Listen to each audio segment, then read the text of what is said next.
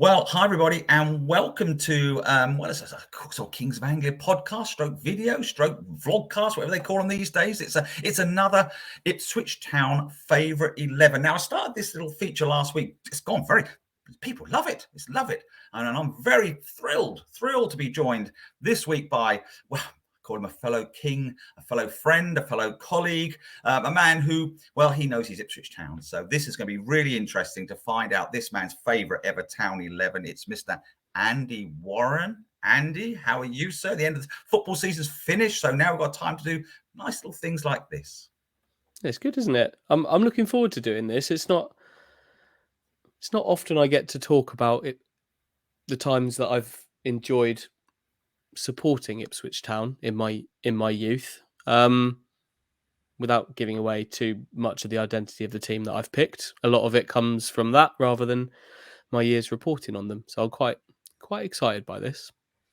Now, Andy, I did the first one last week, and I don't think everybody read the title because I said it's my favourite 11, to which I've been ridiculed. I've had emails, I've had texts, I've had Twitter comments, I've had, why wasn't Beattie in it? Why wasn't Muren in it? Why wasn't Type in it? It's my favourite, not my best. Now, this is the thing, isn't it, Andy? It's the favourite team. So, look, everybody's listening and watching this. It's favourite teams, which is a little bit different from my best teams. If I went to my best team, obviously it'd have been almost the 81 team, but that's gone now. We're with Mr. Andy Warren now. And so, Andy, so look, a little bit of background then, my friend. I mean, obviously people know you as the man who scribes for us here at Archer and East Anglia, Ipswich Star, current Town games. But you've watched them long before you started writing about them. Yeah. I'm born in Ipswich, grew up in Ipswich. I'll be honest, there was some brief flirtations with other teams as a very small child. I think every young kid had someone pushing them to support Man United briefly, which I, to my shame, had a few little dabbles with in my very young years. My dad is a West Ham fan and followed them a lot, so watched quite a lot of them. But quite early on, went at primary school, settled on Ipswich Town, and was a season ticket holder through from 1997, I want to say, until I went to university in 2005. So I had a season ticket all the way through there, and then ended up doing this roundabout way from after following some other teams for work. Ended up doing this job. So Ipswich is the team I definitely very much supported as a lad, and was very lucky with the particular teams that I got to follow. So there you are, folks. There's a little bio on Mr. Andy Warren. You see, this is not a man who just writes. He's not a man who gives 3 out of 10. He doesn't do it just for the sake of it, guys. I mean, this hurts when he has to give a 3 out of 10. This is not something he does with great pleasure when his finger hangs over the number 2 or the 3 or the 4 on his keyboard. What is he going to press for a match rating player? This is a man who knows he loves his Ipswich Town. So anyway, there's a little introduction to Andy Warren and Ipswich Town. So now we get to the nitty gritty, Andy. So I'm going to leave you we'll go bit by bit. We'll tell us a little bit about your formation, a little bit your thoughts behind the team as a whole, and then perhaps we can start with the goalkeeper. Okay, you want my philosophy? That's what you want here. If I could spell it, I would have used that word, but I've got to type it as well. You see, right? Philosophy. Put a lot of thought into this. I've probably done about 10 to 12 drafts of this team. I've changed formation 4 times, but ultimately, for my own amusement, I've settled on Ipswich Town's current formation and tried to fit them into that. Because this isn't the first time Town have played 3 at the back. Burley did it. It has happened plenty of times, but I thought I'd go 3-4-3. I'll be honest, when we get to the strikers, it doesn't quite fit into what Kieran McKenna was doing, but I've just named 3 strikers that I really liked. That's the bit of the team I found really difficult. But yeah, I actually think it's quite a good team. Ultimately, this is my favourite team, as you said. This isn't the best 11 players that I think have played for Ipswich. It's my favourite, and but I think they'll do all right. But a competitive team, Andy, which is definitely a competitive team. Yeah, absolutely. Definitely. Well, that's excellent. So look, obviously we start with the goalkeeper, Andy. I mean, obviously that's where we all start. Now you've obviously seen a few goalkeepers in your time. So where are we at with this then, Andy? I love goalkeepers, Mike. Yes, I am 5'7", but in my youth, I You were was 5'9". yeah. No, I used to be 6'4", but in my youth, I was quite a promising goalkeeper, Mike. I was reasonably good. I always love goalkeeper, and that is the area of all football teams that I enjoy talking about the most. So, can you indulge that? Some goalkeeper chat, right? For my starting spot, there were two serious contenders here, and a couple of wild cards. The two serious. Let's go wild cards first, shall we? Yes. Favorite. I loved Matteo Sereni, the Italian, and I loved him because he was flamboyant. He was erratic and he was fun. I loved the way he kicked the ball, which was, if you remember, he kind of chucked it up in the air and almost kind of like side kicked it. Yeah. It was an odd approach. I loved it when he dyed his hair blonde. I loved it when we didn't know whether he would be turning up for pre-season training once they'd been relegated to Division 1. Yeah, so he's had his issues off the pitch since he's finished, but he didn't make the team. I loved Neil Alexander, who was only at Ipswich for 6 months, but made a habit of saving penalties every week, it seemed. I loved him, but it ultimately came down to a choice of two, and it's probably the obvious two for the era that I watched Town. So, and I must also mention Bart at this point as well. He would have been on the long list, as I think in a few more years Christian Walton probably would be. But it came down to Richard Wright and Kelvin Davis for me. Now, Kelvin Davis, I thought was a brilliant goalkeeper. His kicking was outstanding. I think he could hold his own in the modern game in terms of goalkeeping. I thought he was brilliant, but it's got to be Richard Wright, the local boy. And I've got some props for this. Wow. This is holding up my yellow Ipswich Town goalkeeper kit in large boy, which was this was from the 99 large boy size. Doesn't fit now. There's a reason I'm holding it up, Mike, and not wearing it. That's what the sizing used to be, though, wasn't it? Large boys, it was called. Wouldn't do that now. Wouldn't do that now. But yeah, I loved this kit as well. And what I really loved was they had a second version of this that I think he only wore once or twice, but the colours were inverted. So it was black, but with yellow, where all the black is on this kit. And I loved that. So Richard Wright gets my starting spot because he is the first goalkeeper that I really loved watching. When I used to play in goal myself, I used to mimic him in the way that his mouth hung up. Do you remember his mouth kind of hung open a little bit while he was playing? I used to do that. Don't know why, but Richard Wright did, so I thought I'd do it. And he was a brilliant goalkeeper, wasn't he? He was. I mean, I liked Richard a lot. I mean, we forget, of course, he played for England. I mean, this is a guy, he reached the highest levels. And of course, who remembers a 2000 penalty save? Oh, wow, at Wembley. Oh, gosh, yes. Good shout, that, Andy. Good. I was so sad. I was so sad when he left, Mike. It was always going to happen, wasn't it? He was always going to leave at some point. But I think if he had stayed, Ipswich might have stayed up. Yeah. I think they mucked themselves about with goalkeepers after he left. He was so dependable for so long. He never felt like he made a massive error. There was obviously the kicking incident on the divoted pitch at Birmingham in the League Cup, but you never felt like there was going to be a big problem. He was just so dependable. And then they went to Sereni and Andy Marshall, and between them, they just had a bit of a mess of a season. And I think that contributed to them going down. But yeah, Richard Wright's my number one. Can I keep talking about goalkeeper? Is this all right? You cap, my friend. We've got all day. Have we? All day. Great. What I really loved was his kind of battle with Nicky Weaver as kind of like the young guns. Do you know what they reminded me of? Have you played Street Fighter on the Mega Drive, Mike? Are you aware of that? Okay, we'll carry on. Many people would have done. There's two characters on Street Fighter, right, called Ryu and Ken. And they're both these two kind of Japanese-styled martial arts guys. They all do the same moves. They're completely, they're almost identical in their abilities. But one of them you kind of root for. And I thought Ryu was the one that you root for. And Ken was a bit like, what's the point of Ken? So Richard Wright was my Ryu. And Nicky Weaver of Man City was my Ken. They were meant to be the next England number one for 10 years, and neither of them No, managed that in the end. Mainly because David Seaman just never packed it in, did he? no, he Messed Richard didn't. up. He didn't. And of course, Richard went off to Arsenal. Things never really things never really worked out. Really, from that point on, it was a shame. Really, been another decade at Ipswich Town. Who knows what he might have achieved? But that's a good move for him, was it, to move? But yeah, big loss. It was a big loss when he went. Yeah, so he's my number one. Excellent. Well, that's a great start. I mean, that's right. Well, that's the end of the podcast. We've been going about half an hour, but that's that. We could do a goalkeeper one day if you want, mate. We just talk. I could happily talk Ipswich Town goalkeepers for half an hour with you. Brilliant. Well, I think we ought to. We all get an Ipswich Town goalkeeper on here to talk to you about Ipswich Town goalkeepers, Andy. I'd be up for that. I know you would.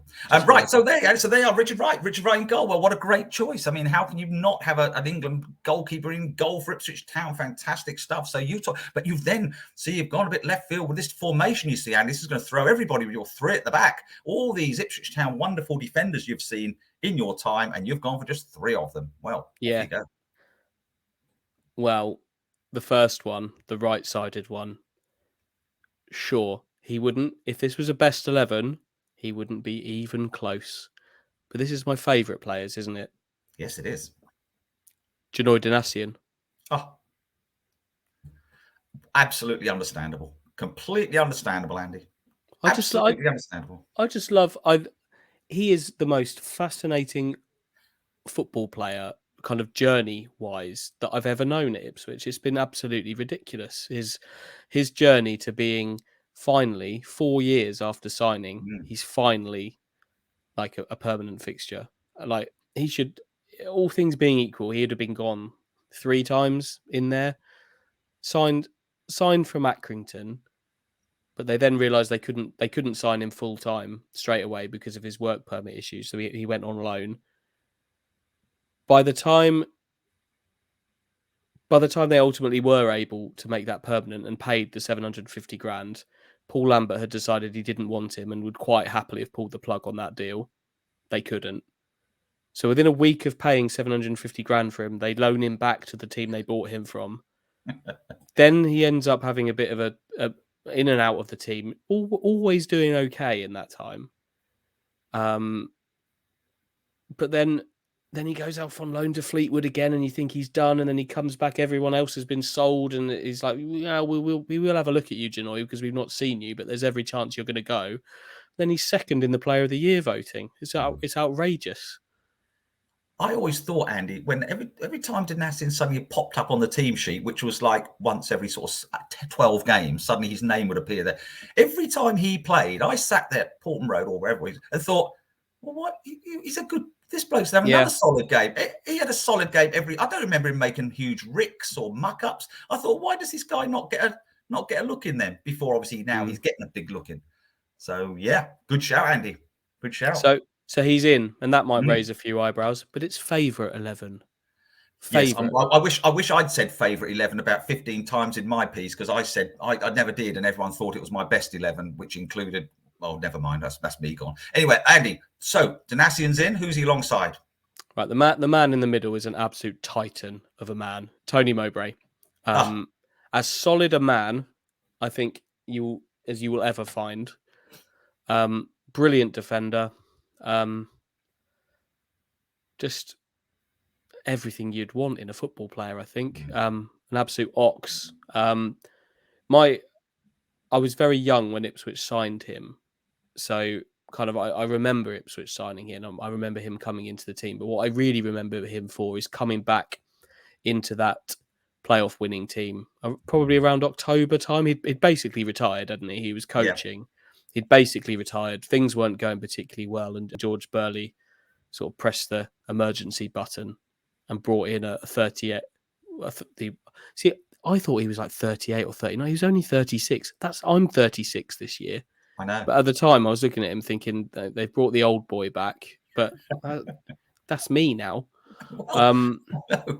But yeah, he changed that team, and to score in that game, his last professional game, to score such an important goal in it was amazing. So I've been fortunate enough to meet Tony since, and he's a wonderful man. He's been really generous with his time to me over the last few years, and just a bit sad the stars have never aligned for him to come and manage the club, because it felt like it should have happened, didn't it? Do you think at some point? I don't know if they ever will, but it just feels like the stars have never quite lined up. He's been in work when Town have needed managers. He's been out of work when Town have had solid managers, and it's never quite worked out. But I know very well that Tony loves Ipswich Town and everything that Ipswich Town did and meant to him. Absolutely. Of course, that video you did of the Wembley 2000, listening to Tony Mowbray on there, you get that Ipswich Town love, don't you? It meant a lot to him, his personal life and everything. Ipswich Town gave him a huge uplift in what was a difficult time for him. So but a great man, as you said. I remember interviewing him a couple of times as well when he was here. He was always real gentleman. You know, as footballers going to be a bit scatty and all over the place and a bit sort of, or he was so solid, wasn't he? A person. Proper. He's so solid person. He still is. Yeah, of course. Proper man. He's a great man, and it's been brilliant for the football club. Right, Donasian and Mowbray, and on the left you have who? I assume he's on the left. You're not having two on the right or some strange formation, are you, Andy? That fans are going to go, well, what's he done? What's he done? Yeah, I've stacked my centre backs 3 on top of each other, so it's a very skinny wall.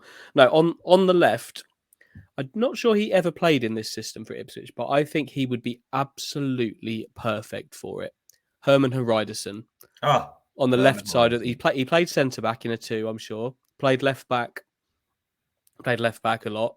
But in that kind of left-sided of a back 3, I think he would be perfection in that role. I loved Herman.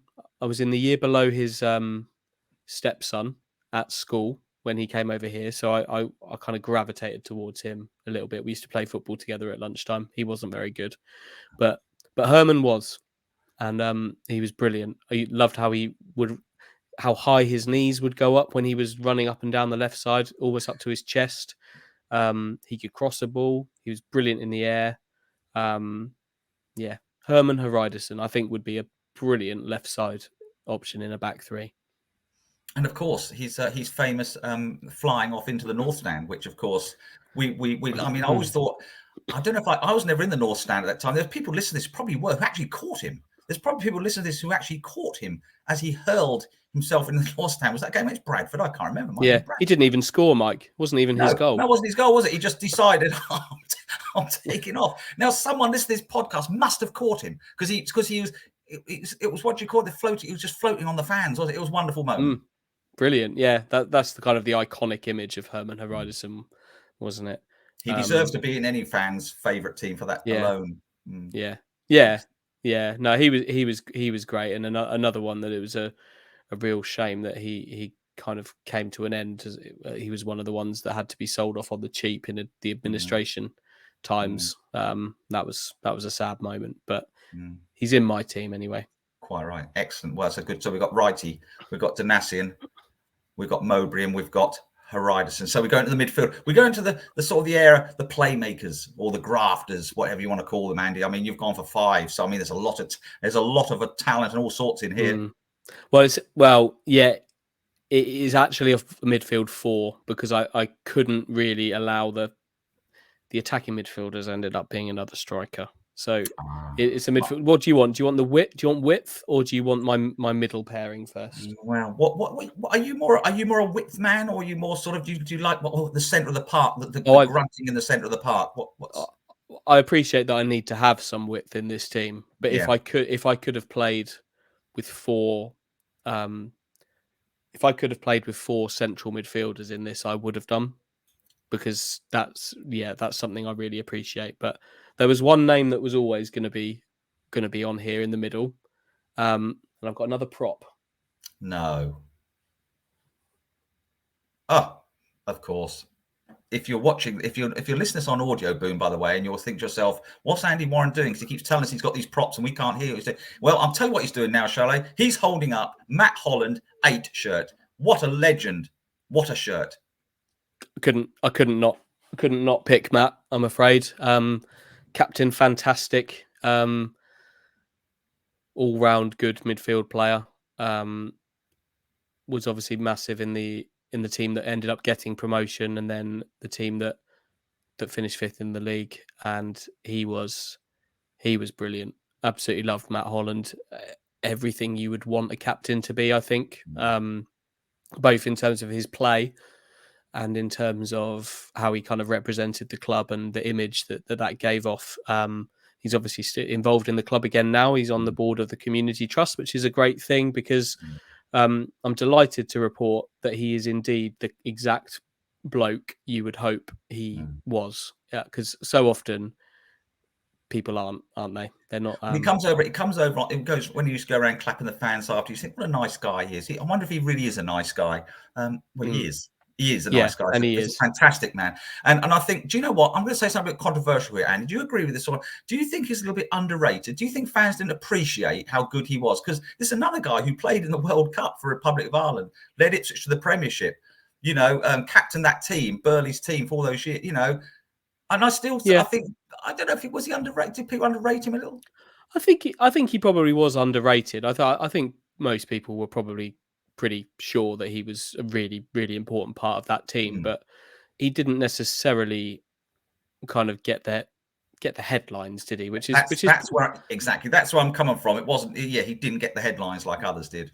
But that's because his midfield partner was Jim Magilton, who grabbed the headlines and made sure that he was kind of the focus of attention. Then obviously you've got Marcus Stewart scoring the goals, and other players like that. He probably didn't want the headlines. No. He's a fantastic guy, Matt Holland. Right, brilliant first choice of your midfield, Andy. Yeah. Now, this is where I had a real deliberation here, because I love Jim Magilton, Mike. Me too. He was a great player, passing ability to die for. I loved the fire that was in him. But there's a midfielder that I loved more. It's Tommy Miller. Yes. He's Tommy Miller is my kind of midfielder. Proper box to box engine. Arrived late in the box to score, to slam the ball home. Penalties. It was almost perfect from the spot. So he's my partner for Matt Holland, not Jim. I've put Tommy in, and it took me a while to get there, but that's what my heart was constantly telling me, Mike. Every time it's like, oh, my head says Jim Magilton, but follow your heart. Very solid player, Tommy Miller. Very solid player. Scored lots of goals. I mean, I know a lot of penalties were in that, but it's not the point. He scored them, and yeah, again, someone else you'd look back in time and think, did he really get sort of the adulation that he should have done? Because such a solid, good player. Yeah, good choice, Andy. Yeah. I think Jim will obviously be upset if he's watching this. Obviously, of course he will, because he'll get upset. Because I remember once interviewing him and asked him how many caps he'd won for Northern Ireland, how many he'd won. To which he replied, "Have one? Are you suggesting I'm not going to win anymore?" That was this. And then proceeded to get me in a headlock and ask me, "Oh, so I'm not going to get any more then?" I said, "Jim, it was only just how many you got." Anyway, so I can imagine that. Tommy Miller, brilliant. So Matt Holland and Tommy Miller in there. Well, not much width at the moment, Andy. I don't know if we're going to go for any width in the end, are we? We'll have to see what's coming up next. We are, because there's a big part of me that thinks that this team needs to be functional as well, because I couldn't just play. If I'd really wanted to, you'd end up putting like strikers at left back just because you want them in the team. So the fun in this game is making this team functional as well. So my right sider is from a slightly different era to the others, slightly earlier side of things. It's Mickey Stockwell.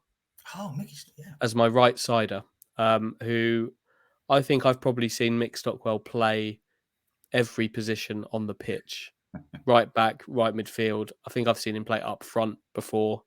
But he's one of my earlier Ipswich Town memories, is Mickey Stockwell. I used to love him kind of scuttling and shuffling up and down the right side, working as hard as anybody in football. And he was a proper workhorse. But the real reason he's made it into this team is an encounter I had with him when I was still at primary school.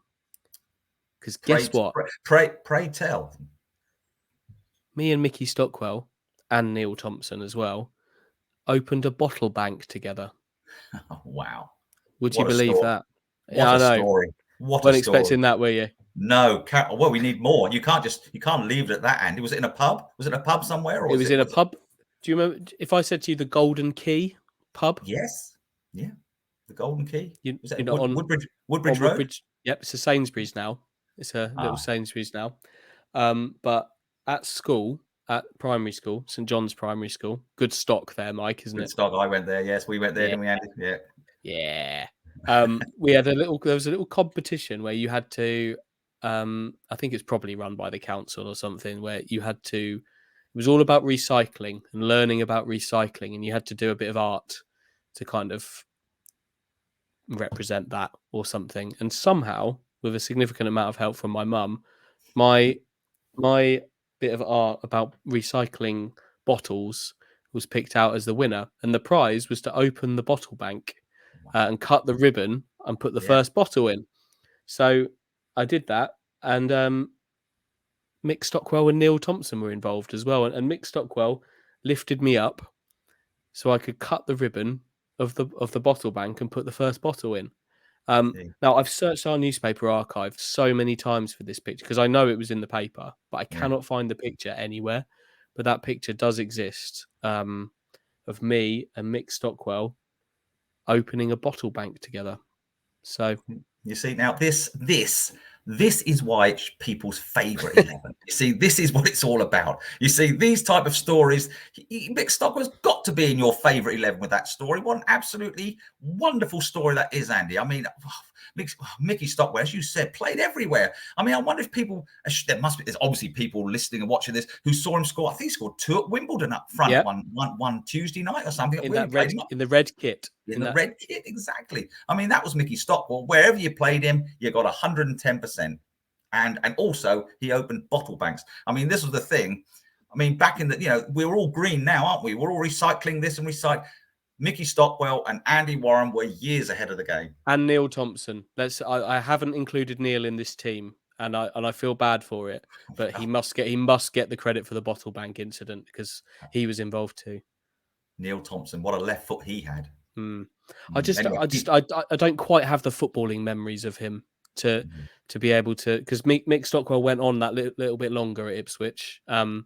So that's why Mick's made my team and Neil Thompson hasn't, because I haven't quite got the same level of memories of watching him play. He couldn't make this team on bottle bank stuff alone, Mike. No, you can't. No, you have to draw a line. There has to be some footballing sort of part to your favourite 11. You can't just pick personalities on bottle banks and stuff. No, excellent. So there we go. So that's a midfield. That's a midfield. That's a terrific midfield there, Andy. You need one more though. You need a left side. I know. I can't wait. It's carry on. I know it's enthralling, isn't it? Right, this one is shoehorned in a little bit because this isn't really his role in the team, but he is a midfielder. Sixto Peralta. I loved him. Proper street footballer, a brawler, a baller. Only one season, but he was great to watch. Could he play the left-sided role? I think you'd probably be in the current Ipswich predicament of today, where you're not sure that he's completely the man for that role. But Hariderson is going to be so good in his position that there's a bit more freedom. This is my justification. There's a bit more freedom for Peralta to play from the left because of Hariderson's presence. So, yeah, Sixto Peralta makes it in. Very popular player, Andy. Sixto Peralta was, like you said, he wasn't here very long, but I know a lot of people who might actually nudge into the people's favourite 11s because he just had a little aura of his curly black hair, Yeah. and he's charging around the pitch, and he was street football. A very good description of him, I think. That's exactly what he was. Good. What happened to him, Andy? Do you know? Did he go? Was he come from Inter or somebody? Where was he with? So he was on. I've. If you go and find it on our website, Mike, there is I've in the last few years I've had a long, in-depth chat with Sixto about what happened after Ipswich. But what happened after Ipswich was I went back to Inter. He left his car. He was hoping to come back and play in Division 1 after relegation, and as a result, he left his car in the car park. What, at Portman Road? At Portman Road, and there were so many people walk past. that's Sixto Peralta's car. He's coming back. He's coming back. But sadly, they couldn't get the deal done, and he had to say. I think he said he sent his dad over to drive it back to Italy for him, or a friend or something, and that did eventually go. He ended up playing in Romania for quite a long time. Do you remember, sort of in the mid 2000s, a Romanian club team, Cluj, Yes, Cluj, had a fair crack at the Champions League. Champions League, yeah. He was in that team. Ah. So he had a good amount of Champions League football. Then he went back to South America. I think he played for River Plate for a bit. Did the rounds of some of the bigger clubs in a few different South American countries, and he's I think he was getting, when I was speaking to him, he was just beginning to think about getting into coaching. So he had a very good career after he left. Part of your favourite 11, Andy. Wonderful. A big honour for him. Wonderful, fantastic. So there we are. So there's Andy's midfield. I mean, Andy, just take us through where we're up to then with your team. Name us the team we're up to at the moment before we get into the strikers. Okay, so we've got eight in place. We've got Richard Wright in goal, a back three of Janoy Donasian, Tony Mowbray, and Herman Haridason. Eclectic mix there. And then a midfield four of Mick Stockwell, Tommy Miller, Matthew Holland, and Sixto Peralta. That's where we're at. Fantastic. I like it. It's a team of entertainers as well. There's no doubt about that. Some entertainment there, isn't there, Andy? No doubt whatsoever. Oh, there's more to come. Don't you worry about that. Oh my goodness. I mean, if you watch and listen to this, you want to go and get yourself a cup of tea before we get into the final throws of the strikers. Just put us on pause and go and make yourself a cuppa, because this is going to be good. We now go into the final throws of who's going to bang in all those goals. Well, see, Matty Holland used to score a lot of goals, and Tommy Miller's obviously going to take the pens. So we're well covered in that department. But strikers, Andy. Right, we've got three strikers. I think two of these are both kind of capable of dropping a little bit deeper and creating a little bit. Two of them are both capable of scoring goals as well. So I'm going to start with the one that I've got a prop for. Another prop? Yep. Wow. Oh, yes. Friends, if you're on audio, so you can't see what Andy is holding up a video, obviously you can. I'm going to tell you, it's only a Pablo Canago number 9 signed shirt. This extraordinary, what a prop that is, Andy. Pablo, ole, ole, ole. Ole, ole, ole, ole. Pablo. What a player. He is a unique football player. I have never seen anybody else play the game still the way that Pablo Canago does. Back to goal, so strong. And it's quite easy to read in some ways, but it's also quite hard to stop. Just the twisting, the turning. He would get his back to a striker and try and turn them to a defender, at every opportunity, try and turn them and twist and cause trouble. And I absolutely loved watching Pablo play. He was unique. His first touch was brilliant. His control was brilliant. And I want my team to get the ball into Pablo's feet. And then I want his very good friend, Tommy Miller. They're still very close, those two, to get up close and have the ball laid back to him and lash it into the back of the net. That is a route to goal for this team. But there was no doubt whatsoever that Pablo Canago would make it into my favourite Ipswich Town 11. Good shout, that. Coventry at home. I wasn't there for that. Yeah, I wasn't there for that because I do have this, and this team reflects that. I do have this little kind of dark period in my Ipswich Town watching life, which was in kind of university days where I was living in Leicester at the time. I got back to quite a lot of games, to be fair, probably more than I should have done. But then I started working in sports journalism. My first job was I did rugby union, covering Worcester Warriors in the rugby premiership, and then Swindon Town. So that took me from like 2008 to 2015 doing the combination of those two. And that little period is a dark period in my Ipswich Town watching career, but Pablo would already have been in on the strength of his prior work before his second spell anyway. Well, you might be able to help me out, Andy, here, because I can't fully remember this Coventry story, but it was something like, I think it was a ridiculous game where Coventry equalised in like the 95,000th minute or something, like 20 minutes of extra time. And everyone is pouring out because they're fed up. And from the kickoff, I think Pablo goes up the other end. I think he might have come as a sub and just whacks it in the back of the net within like 20 seconds of the kickoff. Yeah. And all hell is let loose. It's outrageous. It was an outrageous game. I think Connor Wickham was involved in that. at some point, I think, and it was this funny little chipped finish over the top.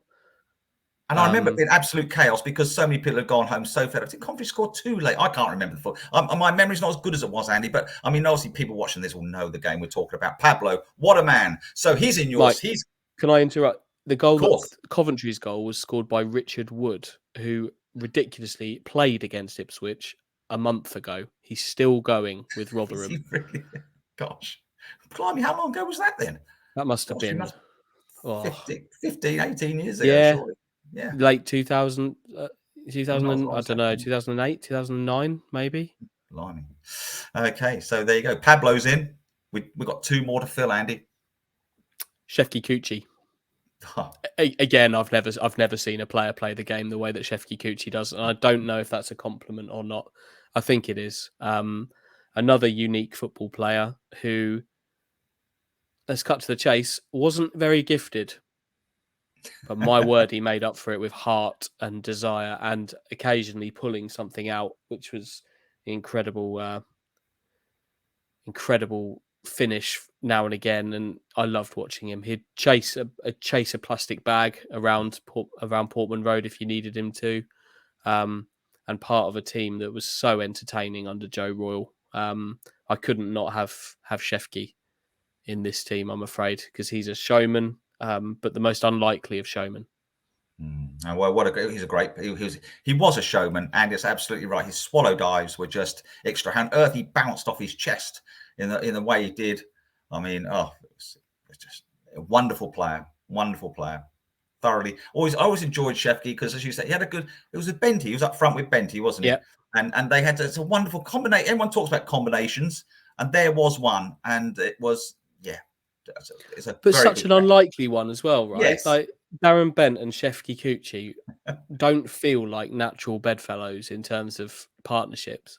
But you chuck Tommy Miller into this as well. I'm going to use a big word here, a big word that I like. Triumvirate. Good grief. Yeah, that's where we're at. Those 3 operating as a 3 in that 04-05 season were unreal. And they all left at the end of that season, as all 3 of them. I think Shefki went to Blackburn, Tommy went to Sunderland, and Darren Bent got sold to Charlton. And that was a killer for me. That was very, very sad. Great player, Shefki. Of course, he was back at Portman Road recently, wasn't he? Which chatting on the PA, which was nice to hear from him. And he threw his hat into the management ring, didn't he, Andy, for Town? Yeah. He's I think he has managed in Finland. He's managed some big clubs in Finnish in the Finnish game. But he's very, very keen to get cracking in England as a manager. I think he's finding it quite difficult to get the break. But having spoken to Shefki about management and how he sees things, he's actually a really impressive bloke. The way he plays football just watching him play football would lead you to believe that he maybe isn't the most kind of thoughtful, deep thinking man, because his approach to playing the game was not deep and it wasn't a thinking man's game, but he is. And he's actually quite an impressive guy when you talk to him about this kind of thing. So I hope somebody gives him a crack at some point, because I think he could do a good job. I don't think it will be at Ipswich. I think he's going to need to go somewhere and show what he can do. But I really hope he gets a chance at some point. And if you're KOA fans who love our podcast, I know you like our podcasts, if you flick back through to a Kevin Horlock podcast here on our YouTube channels here, Kevin Horlock tells you a very interesting story about Shefki Kuchi and how it almost finished his career. Well, it almost practically did, not in a nasty way, in a very funny way. You'll love the story. So go and find Kevin Horlock's podcast and play it through and listen to the Shefki Kuchi story if you haven't already. All right, Andy, so there you go. So there's 2. There's 2 of your 3. I'd use the word triumph, but I can't say it. So there's 3 more. Obviously, there's 3 up front, and there's try. I can't use. What is it? Triumvirate. Brilliant. So who's the 3rd man? Marcus Stewart. Oh. Don't really need to say an awful lot more about that. Walking in a Stewart wonderland. The gloves, the goals, the moments. yeah, had to have Marcus in there. Just how he didn't get an England call up. Some of the players that have been capped for England in the last in the 20 years since he should have been is outrageous. Some of the players, there's so few games you have to, how little you have to prove sometimes to get an England cap. It's really annoyed me over the years. But Marcus scored 19 Premier League goals in a season and wasn't even called up, which is outrageous. Shame on you, Sven Jordan Eriksson. Yeah, it was outrageous. Who was it? Jimmy Floyd Hasbank ahead of him, was he? I think I can't remember, but he was top English man. And yeah, it seems extraordinary that a guy who's English guy who scored most goals in the Premiership can't even get a call up, let alone a cap. Didn't even get a call up to the squad. Just he should at least have had the decency to train in the squad because he's a very intelligent player, very intelligent. He didn't just score goals, intelligent player, Marcus Stewart. We all loved him. He's it's funny. I always think of Marcus Stewart. He wasn't here a long time, but the impact he made was massive, wasn't it? It wasn't even 2.5 years. No. Really. Well, yeah, it was. Yeah, you forget that, don't you? It felt like long because he went very quickly after relegation. They had to sell him. Went to Sunderland, of course, but it was his movement that was the big thing. Clever movement, was ahead of the game in his head, and with the right players around him, who knew what he was going to do. He was just so dangerous to anybody. Some of the goals he scored were brilliant. The one at Anfield to win there, the hat trick at Southampton. I remember a header at home to Arsenal in the Premier League was a really good one. Left Seaman kind of flapping, going to the other corner, and then obviously the goals at Bolton in the playoffs, and then Barnsley at Wembley. He's what a man. I always remember at the time. It was one of the letters. I was on the green. I was working on the green. I was there at the green at the time, and I always remember a letter coming because somebody, an Ipswich fan, sent a letter saying Ipswich Town just spent, I think it's 2.25 million or something on Marcus Stewart from Huddersfield.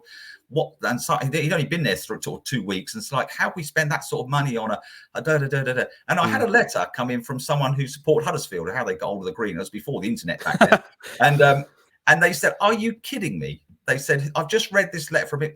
You have got an absolute bargain for £2 million. This guy will score you 20 goals nearly every season. He'll work and he actually described Stuart to a T, and that's how it turned out, which was wonderful. So there you go, Andy. So Andy, announce your 11. Please announce your 11. So my favourite Ipswich Town 11 is Richard Wright in goal, a back three of Janoy Donasian, Tony Mowbray, Herman Haridason, a midfield four from right to left of Mickey Stockwell, Tommy Miller, Matt Holland, Sixto Peralta, and then some kind of front three system involving Pablo Cunyago, Shefki Kuchi, and Marcus Stewart. I think I'm going to let Shefki just be Shefki. He can just run and do what he wants, and then maybe Pablo and Marcus. Pablo will be in the middle and be kind of like the pivot man. Marcus and him, I think, could link up quite nicely, and Shefki can just do what he wants. Just he's the legs up there, and he can charge around. But that's my favourite Ipswich Town 11.